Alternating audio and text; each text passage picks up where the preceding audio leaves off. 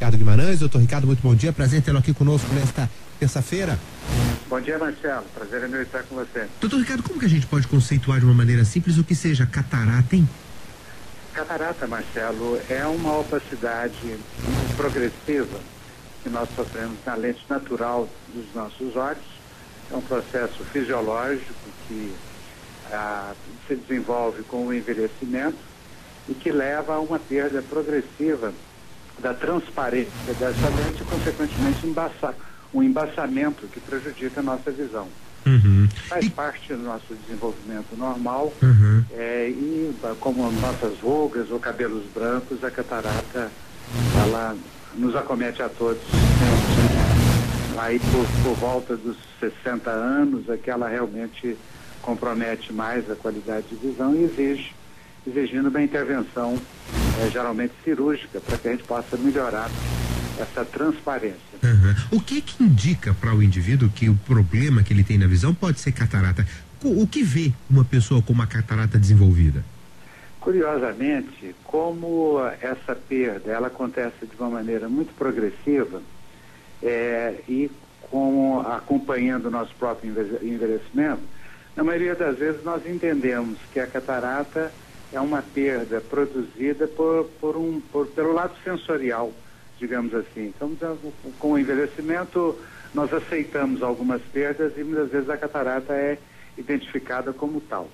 Como há uma recomendação que você faça um exame periódico da visão, não apenas pela sua visão em si, mas para você detectar eventualmente problemas como glaucoma ou alterações retinianas como degeneração macular, eventualmente você faz a descoberta da catarata ou a comunicação durante um exame de rotina. Na maioria das vezes um exame de rotina. Antigamente você tinha aqueles casos exagerados, as cataratas muito evidentes, que por produzir uma perda muito grande, a pessoa procurava pela perda de visão, mas hoje geralmente ela é detectada antes de que ela possa efetivamente produzir uma perda maior. E nesse momento, antes dela ter provocado uma perda, é possível já uma abordagem dela aí?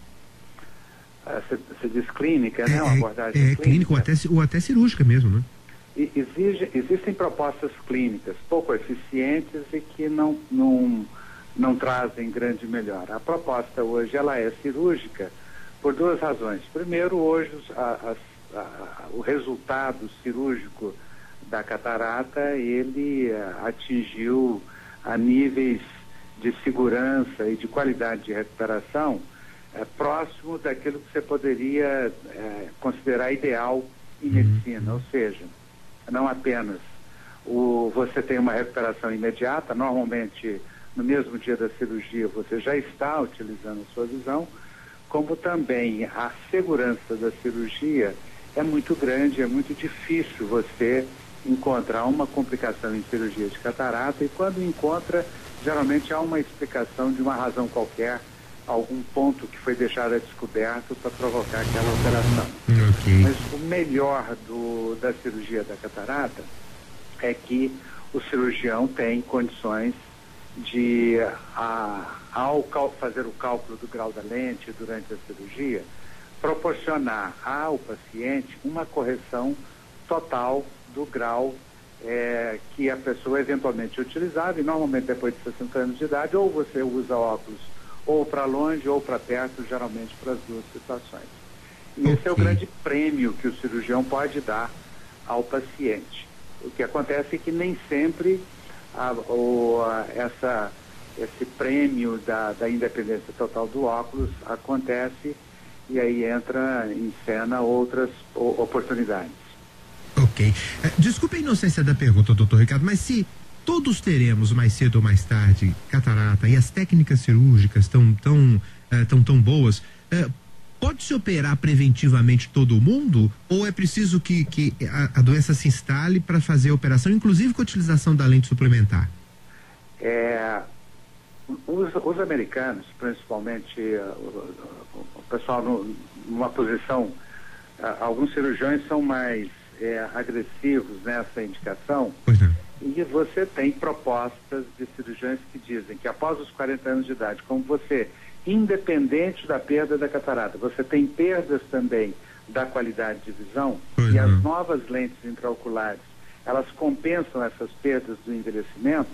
Você tem cirurgiões que propõem que a remoção do cristalino seja feita antes mesmo do surgimento da catarata, quando há uma vantagem de você corrigir um grau residual como miopia, hipermetropia ou comumente a presbiopia. Então, você tem essa proposta, não é a nossa conduta, mas você tem sim essa colocação. Só nesses casos em que há uma patologia associada e que o paciente se beneficiaria das duas. Preventivamente ainda não se faz isso na América não, né? Nos Estados Unidos. Não, nós somos, digamos, mais conservadores nessa indicação, não chegamos a esse radicalismo ainda, né? Perfeito. E o que é essa lente suplementar que se implanta nos olhos? A abordagem clássica da catarata hoje é feita de que maneira?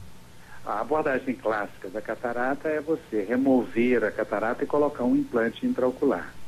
Esse implante tem o objetivo de substituir a sua lente interna, e o cirurgião que quer dar um resultado superior, ele vai se preocupar em fazer um cálculo em que possa corrigir o grau da pessoa, da substituição da lente, mais o grau residual que aquela pessoa utilizava. Digamos, você tinha uma miopia de 5 graus, então nos meus cálculos, e isso você tem programas de computador que permitem fazer esse cálculo com precisão, eu quero te dar uma independência do óculos, digamos, para longe. Se eu quiser te dar a independência do óculos para longe e para perto, eu vou usar uma lente intraocular multifocal, correto? O que acontece é que muitas pessoas operadas, principalmente no Brasil, nesses últimos anos, eles não utilizaram uma lente multifocal, ou algumas dessas pessoas ainda são obrigadas a usar um óculos para longe,